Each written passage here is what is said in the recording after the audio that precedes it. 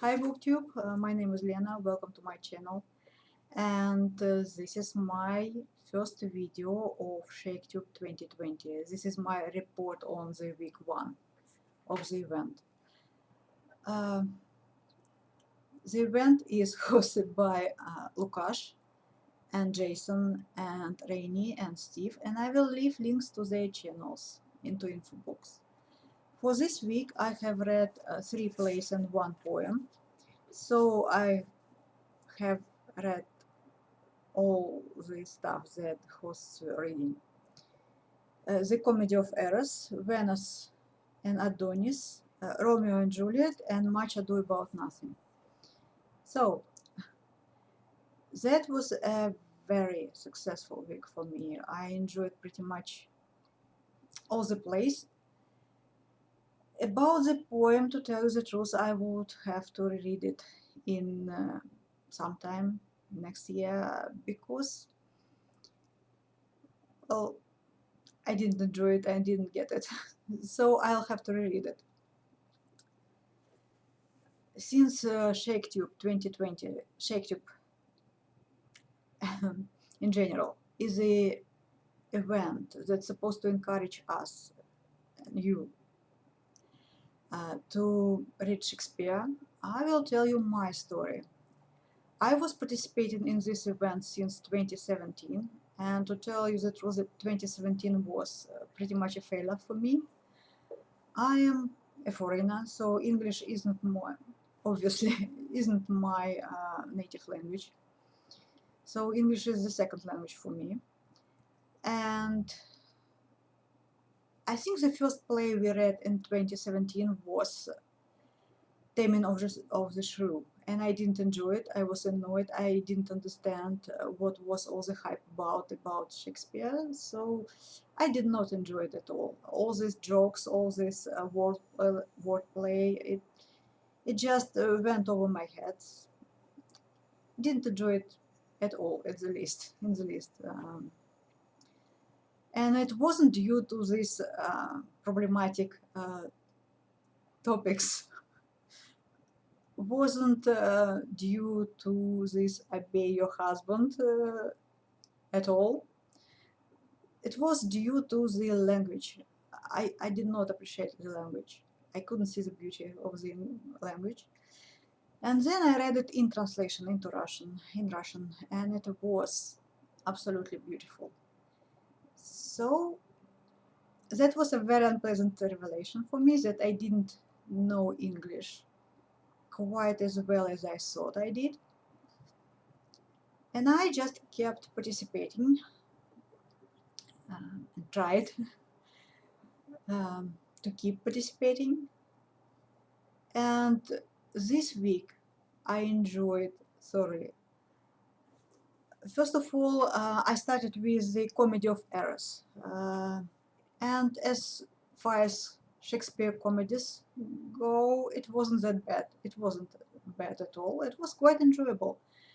The story was simple, so all the commotion, all the mistaken identities cases comes from the gimmick that 2 sets of identical twins, masters and servants, were separated early in their lives accidentally, and now, when they are grown up men, one brother comes to the city to find his brother, to try and find his mother and his father. And both of the masters are called Antipholus, sorry guys, and the servants are called Romeo. And so they meet and mingle. They never meet their identical twin. Well, there is a lot of misunderstanding. It's rather funny, enjoyable. The language was enjoyable. Jokes were alright. I enjoyed it very much. And it only takes you 2 hours and a half to read a play. Maybe if you are not a foreign reader, if English is your native English language, so it might take you even less than it takes me. And it's quite enjoyable. I advise you to try it if you haven't tried it already. Then I read Venice and Adonis, and I didn't get it. I didn't enjoy it. I read it dutifully, and the thing that struck me. Um, so there is this young man, Adonis, who is wooed and seduced by the most beautiful woman in the Greek world, so by the goddess of love herself, right? And he's not interested. And the thought that struck me was maybe he is not into fair ladies. Wouldn't that have been quite awkward? So I didn't enjoy it. I read it. I will have to reread it. Then about Much Ado About Nothing. That is one of my favorite plays by Shakespeare, mostly because of the Kenneth Branagh adaptation. I first saw it as a movie, Kenneth Branagh's movie, Much Ado About Nothing, of 1993, with Emma Thompson and Keanu Reeves and Kenneth Branagh. So this play has its own villain. So it's Don John, Princess' bastard brother, who is the villain of the piece. He is bored, he is annoyed, he is unhappy about his brother and about being vanquished, something like that. And he wants to spite Claudio, his brother's favorite. And he slanders Claudio's bride-to-be hero and almost prevents the wedding from happening. But to tell you the truth, Claudio and Hero, they are not that interesting. The most interesting characters for me, and I think pretty much for everybody else, Benedict and Beatrice.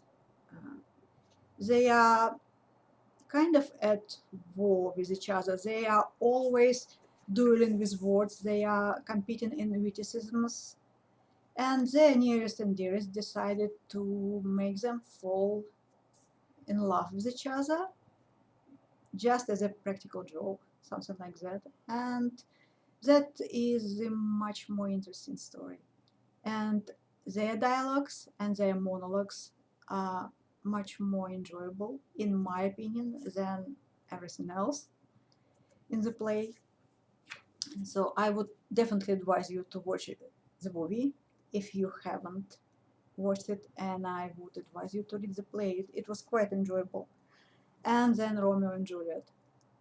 I don't remember correctly. I probably read it in 2017, but I was going absolutely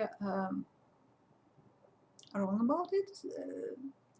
I mean, I was basically a blame assigning from the very start. Who was to blame for poor Juliet's death? And it's not about that. The whole play is not about that. It's tragic, and it's absolutely beautiful. So now I think I can see the beauty of the language. It took me 4 years, so don't give up. Don't give up. I really enjoyed this play.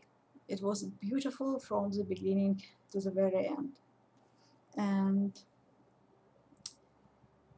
I'm looking forward to reading Macbeth. Unfortunately, it's the week after this one.